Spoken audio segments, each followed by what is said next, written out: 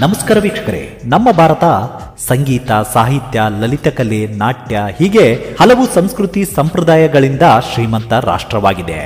ಅಷ್ಟೇ ಅಲ್ಲದೆ ಗ್ರಾಮೀಣ ಭಾಗದಲ್ಲಿ ಹಲವು ಜಾನಪದ ನೃತ್ಯಗಳು, ವಾದ್ಯಗಳು, ಹಾಡುಗಳಿಂದಲೂ ವಿಶ್ವವಿಖ್ಯಾತಿಯನ್ನ ಪಡೆದಿದೆ. ಹೀಗೆ ವಾದ್ಯಗಳ ಸಾಲಿನಲ್ಲಿ ಬರುವ ಹಲವು ವಾದ್ಯಗಳಲ್ಲಿ ಡೊಳ್ಳು ವಾದ್ಯ ಸಹ ಒಂದು.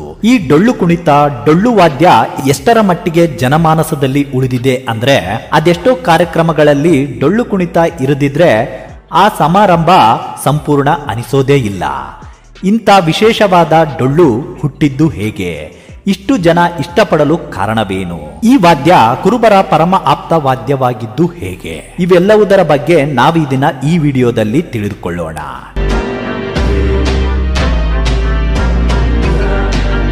ದಿಲ್ಲಿಗೆ ಹೋದ್ರೂ ಡೊಳ್ಳಿಗೆ ಒಂದೇ ಪೆಟ್ಟು ಅನ್ನೋ ಗಾದೆ ಮಾತು ಕೇಳಿಯೇ ಇರ್ತೀರಾ. ಈ ಡೊಳ್ಳಿನ ಶಬ್ದ ಕೇಳಿದ್ರೆ ಸಾಕು ಮೈಯೆಲ್ಲ ಜುಮ್ ಅನ್ನುತ್ತೆ, ಹೃದಯದ ಬಡಿತ ಹೆಚ್ಚಾಗುತ್ತೆ. ಬೀರದೇವರ ಪ್ರಿಯವಾದ ಡೊಳ್ಳು ಬಡಿತ ಕುರುಬರ ಪಾಲಿನ ಶ್ರೇಷ್ಠ ವಾದ್ಯ ಎನಿಸಿಕೊಂಡಿದೆ. ಈ ಡೊಳ್ಳು ಎಂಬ ವಿಶೇಷ ವಾದ್ಯ ಸೃಷ್ಟಿಯಾಗಲು ಅಚ್ಚರಿಯಾದ ಪೌರಾಣಿಕ ಕಥೆಗಳಿವೆ. ಅದರಲ್ಲಿ ಒಂದು ಹೀಗಿದೆ. ಹಿಂದೆ ಡೊಳ್ಳಾಸುರನೆಂಬ ಅಸುರನಿರ್ತಾನೆ. ಶಿವನನ್ನು ಕುರಿತು ಸೂಜಿ ಮನೆಯ ಮೇಲೆ ನಿಂತು ಘೋರವಾಗಿ ತಪಸ್ಸನ್ನ ಮಾಡ್ತಾನೆ. ಕೆಲವು ವರ್ಷಗಳ ನಂತರ ಪ್ರತ್ಯಕ್ಷನಾದ ಶಿವನು ಡೊಳ್ಳಾಸುರನ ಕಠಿಣ ತಪಸ್ಸಿಗೆ ಮೆಚ್ಚಿ ಇಷ್ಟವಾದವರವನ್ನ ಕೇಳಲು ಹೇಳ್ತಾನೆ. ಆಗ ಡೊಳ್ಳಾಸುರ ಶಿವನಿಗೆ ನಿನ್ನನ್ನೇ ನಾನು ನುಂಗಬೇಕು ಅಂತ ಕೇಳ್ಕೊಳ್ತಾನೆ. ಆಗ ಶಿವನು ಆತನ ಇಚ್ಛೆಯಂತೆ ಡೊಳ್ಳಾಸುರನ ಹೊಟ್ಟೆಯನ್ನ ಸೇರ್ಕೊಳ್ತಾನೆ. ಆ ತಕ್ಷಣವೇ ಶಿವನಿಲ್ಲದ ಮೂರು ಲೋಕವು ಕತ್ತಲಾಗಿ ಬಿಡುತ್ತೆ, ಪ್ರಪಂಚವೇ ಸ್ತಬ್ಧವಾಗಿ ಬಿಡುತ್ತೆ. ಹಾಗೆ ಇಡೀ ಬ್ರಹ್ಮಾಂಡವನ್ನೇ ಸಲಹುವ ಮಹಾಶಕ್ತಿಶಾಲಿ ಶಿವನನ್ನು ಹೊಟ್ಟೆಯಲ್ಲಿ ಎಷ್ಟು ಕಾಲ ಇಟ್ಟುಕೊಳ್ಳಲು ಸಾಧ್ಯ?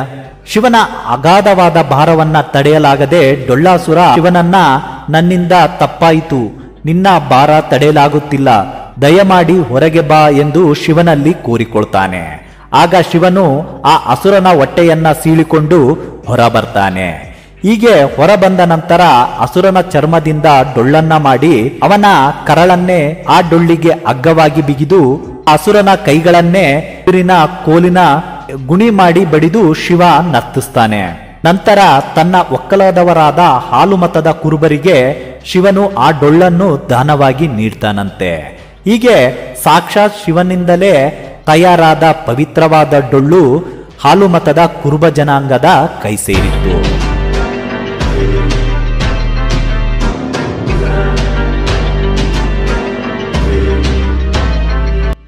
ಹಾಗೆ ಇನ್ನೊಂದು ಪೌರಾಣಿಕ ಕಥೆಯ ಪ್ರಕಾರ ಒಮ್ಮೆ ಕೈಲಾಸದಲ್ಲಿ ಶಿವ ಹಾಗೂ ಪಾರ್ವತಿ ಪಗಡೆ ಆಡುತ್ತಾ ಕೂತಿರ್ತಾರೆ. ಆಗ ಸೋತವರು ಏನು ಮಾಡಬೇಕು ಎಂಬ ವಿಚಾರ ಬರುತ್ತೆ.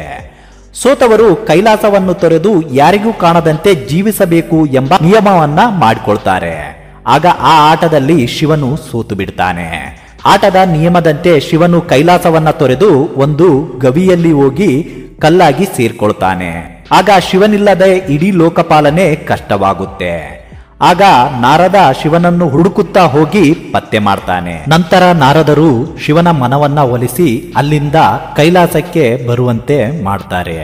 ಶಿವನು ಕೈಲಾಸಕ್ಕೆ ಬರುವ ಮುನ್ನ ತನ್ನನ್ನು ಮಾಯಾ ರೂಪದಲ್ಲಿ ಕಾಯುತ್ತಿದ್ದ ಮಾಯಾಮೂರ್ತಿಯನ್ನು ಕೊಂದು ಅವನ ಕಳೆಬರದಿಂದ ಡೊಳ್ಳನ್ನ ಮಾಡ್ತಾನೆ. ನಂತರ ಆ ಡೊಳ್ಳನ್ನ ನಾರದ ಧರಿಸಿ ಡೊಳ್ಳನ್ನು ಬಾರಿಸುತ್ತಾ ಕೈಲಾಸಕ್ಕೆ ಬಂದು, ದೇವಿ ನಿಮ್ಮಯ್ಯ ದೇವರು ಬಂದಾನ ಬನ್ನಿರೆ ಎಂದು ಪಾರ್ವತಿಯನ್ನ ಕರೀತಾನೆ. ಆಗ ಪತಿ ಕೈಲಾಸಕ್ಕೆ ಬಂದ ಕಾರಣ ಸಂತೋಷಗೊಂಡ ಪಾರ್ವತಿಯು ಸಂಭ್ರಮದಿಂದ ಗಂಡನನ್ನ ಸ್ವಾಗತಿಸುತ್ತಾ, ಸ್ವಾಮಿ ನಮ್ಮ ದೇವರು ಬಂದಾನ ಬನ್ನಿರೆ ಎಂದು ಸಖಿಯರನ್ನ ಕರೀತಾಳೆ. ಹೀಗೆ ಡೊಳ್ಳು ಸೃಷ್ಟಿಯಾಯಿತು. ನಾರದ ಹಾಗೂ ಪಾರ್ವತಿ ಆಡಿದ ಮಾತುಗಳೇ ಈಗಲೂ ಡೊಳ್ಳಿನ ಪದಗಳಲ್ಲಿ ಕೇಳಬಹುದಾಗಿದೆ. ಕುರುಬ ಸಮುದಾಯದ ಮೂಲ ವಾದ್ಯವಾಗಿರುವ ಡೊಳ್ಳನ್ನ ಕುರಿ, ಹೋತ, ಹಾಡುಗಳ ಚರ್ಮವನ್ನ ಬಳಸಿ ತಯಾರಿಸಲಾಗುತ್ತೆ. ಡೊಳ್ಳಿನ ಮೇಳವನ್ನ ಒಡ್ಡಿ ಓಲಗ ಅಂತ ಕರೀತಾರೆ. ಈ ಮೇಳದಲ್ಲಿ ಕನಿಷ್ಠ 10 ಜನ ಕಲಾವಿದರಿರ್ತಾರೆ. ಡೊಳ್ಳು ಬಾರಿಸುವಾಗ ಕೆಲವರು ಕುರಿ ಕಂಬಳಿಯನ್ನ ಧರಿಸ್ತಾರೆ. ಇನ್ನು ಕೆಲವು ಸಲ ಹುಲಿ ಚರ್ಮ ಹೋಲುವ ಬಟ್ಟೆಯನ್ನ ಧರಿಸ್ತಾರೆ. ಹೀಗೆ ಡೊಳ್ಳು ಬಾರಿಸುವರಲ್ಲಿ ಒಬ್ಬ ನಾಯಕನಿರ್ತಾನೆ. ಆತನನ್ನ ಕಾಶಿ ಅಂತ ಕರೀತಾರೆ. ಆತನು ಹಾಕುವ ತಾಳಕ್ಕೆ ತಕ್ಕಂತೆ ಡೊಳ್ಳು ಬಡಿತ ಹಾಗೂ ಡೊಳ್ಳು ಕುಣಿತವನ್ನ ಬದಲಾಯಿಸ್ತಾರೆ. ಈ ಡೊಳ್ಳು ಬಾರಿಸುವ ಸಂಪ್ರದಾಯವು ಹೆಚ್ಚಾಗಿ ಬಿಜಾಪುರ, ಬೆಳಗಾವಿ, ಬಳ್ಳಾರಿ, ರಾಯಚೂರು, ಕಲಬುರ್ಗಿ, ಚಿಕ್ಕಮಗಳೂರು, ಧಾರವಾಡ, ಚಿತ್ರದುರ್ಗ, ಶಿವಮೊಗ್ಗ, ತುಮಕೂರಿನವರೆಗೂ ಡೊಳ್ಳು ಕುಣಿತ ಜನಪ್ರಿಯತೆಯನ್ನ ಪಡೆದುಕೊಂಡಿದೆ. ಈಗ ಕೇವಲ ಪುರುಷರಿಗೆ ಮಾತ್ರ ಸೀಮಿತವಾಗಿರದ ಈ ಕುಣಿತ ಮಹಿಳೆಯರು ಸಹ ಪುರುಷರಿಗೆ ಸಮನಾಗಿ ಡೊಳ್ಳು ಕುಣಿತದ ಅದ್ಭುತ ಪ್ರದರ್ಶನವನ್ನ ನೀಡ್ತಾರೆ. ಅಷ್ಟೇ ಅಲ್ಲದೆ ಈ ಆಧುನಿಕ ಯುಗದಲ್ಲಿ ಯುವ ಜನರನ್ನ ಈ ಡೊಳ್ಳು ಕುಣಿತ ಹೆಚ್ಚಾಗಿ ಆಕರ್ಷಿಸುತ್ತಿದೆ. ಇತ್ತೀಚೆಗೆ ಕೇವಲ ಹಬ್ಬ ಉತ್ಸವಗಳನ್ನು ಹೊರತುಪಡಿಸಿ ದೇಶಿ ವಿದೇಶಿ ಅತಿಥಿಗಳನ್ನು ಸ್ವಾಗತಿಸುವಾಗ, ಹೆಸರಾಂತ ಉದ್ಯಮವನ್ನ ಆರಂಭಿಸುವಾಗ, IPL-ನಂತಹ ಆಟಗಳಲ್ಲೂ ನಮ್ಮ ಶ್ರೀಮಂತ ಸಂಸ್ಕೃತಿ ಸಂಪ್ರದಾಯದ ಪ್ರತೀಕವಾದ ಡೊಳ್ಳು ಕುಣಿತ ಜನಪ್ರಿಯತೆಯನ್ನ ಸಾಧಿಸಿದೆ. ಇದು ನಮ್ಮ ಕರ್ನಾಟಕದ ಹೆಮ್ಮೆಯಾಗಿದೆ. ಈ ವಿಡಿಯೋ ನಿಮಗೆ ಇಷ್ಟ ಆದಲ್ಲಿ ಲೈಕ್ ಮಾಡಿ, ಶೇರ್ ಮಾಡಿ. ಇನ್ನೂ ನಮ್ಮ ಚಾನಲ್ಗೆ ಸಬ್ಸ್ಕ್ರೈಬ್ ಮಾಡಿಲ್ಲ ಅಂದರೆ ಸಬ್ಸ್ಕ್ರೈಬ್ ಮಾಡಿ. ಮತ್ತಷ್ಟು ಮಾಹಿತಿಯೊಂದಿಗೆ ಮುಂದಿನ ವಿಡಿಯೋದಲ್ಲಿ ಭೇಟಿಯಾಗೋಣ. ಧನ್ಯವಾದಗಳು.